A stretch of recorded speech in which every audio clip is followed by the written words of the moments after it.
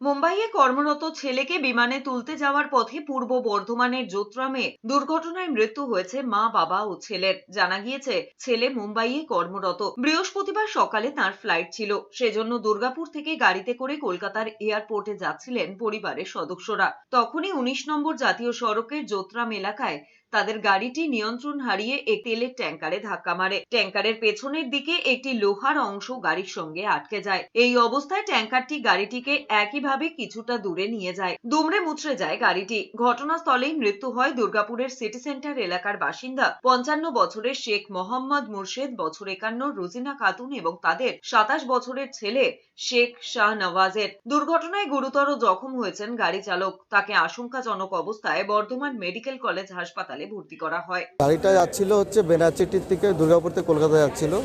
যতটুকু জানতে পারা গেল একটা ট্যাঙ্কার যাচ্ছিল, তার পিছনে এসে ক্র্যাশ হয়েছে।